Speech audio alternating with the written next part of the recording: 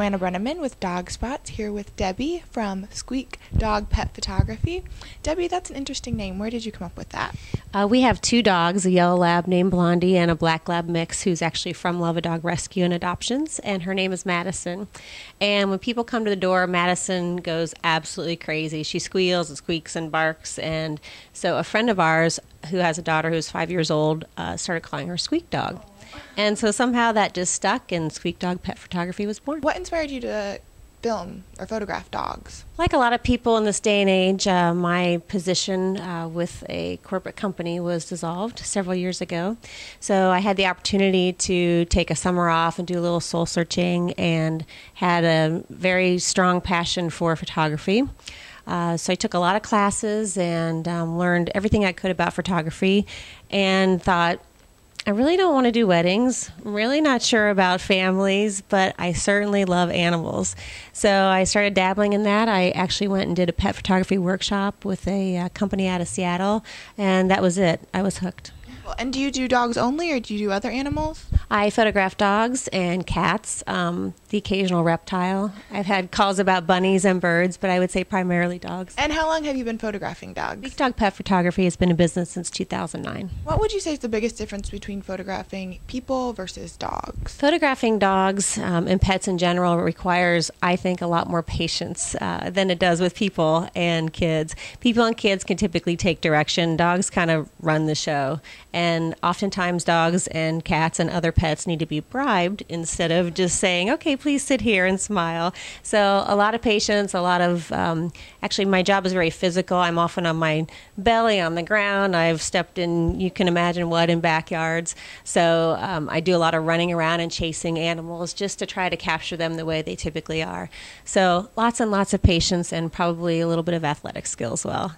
Now, is there a big demand for pet photography? There really is a big demand for pet photography. Pets are a huge part of people's lives. I'm sure you've seen the statistics of what people spend on their pets every year. A lot of people are waiting to have children, so their pets become their children for many years. And also, people are realizing, we typically outlive our pets, which is a really sad part of having an animal. So having a photograph and having something beautiful they can display on their wall and remember that precious part of their life is really important to them. Now, you said that, running around and keeping the dog still and whatnot was pretty challenging. What would you say is the most rewarding part? I think the most rewarding part is just capturing that shot. You don't really know going into a shoot what that perfect shot's going to be, but after the shoot, when I'm looking through the pictures and I really capture the dog or cat the way I see them, and then when the owner looks at the pictures and says, oh my goodness, that's the look he or she always gives me, that to me is the most rewarding thing, because I feel like I've accomplished what the client wants, and then as a photographer, from a technical standpoint, I've been able to capture what I was trying to get. So getting that perfect shot is really rewarding. What would you say is the secret to that perfect shot? How do you make the dogs behave? There really isn't a secret. A lot of it's dumb luck. It's, again, just being really patient, kind of getting to know the dog. When I'll come into a shoot, I'll sit down on the floor with treats and just kind of get to know a dog, learn their personality, find out what their funny little quirky behaviors and things that they do that other dogs don't do. And then I just try to kind of follow them around with the camera and capture that. So again, a lot of it is just the dog doing what it normally does, and then my capturing that on film.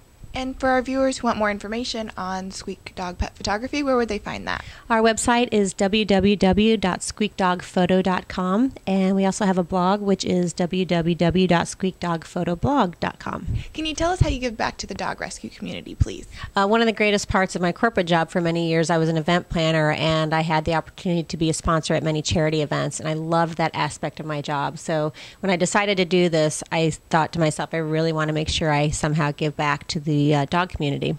So I got involved with Love a Dog Rescues and Adoption. I do a lot of their photography, hoping that the better photographs will show the dogs in a little bit better light, so they'll get adopted a little bit faster.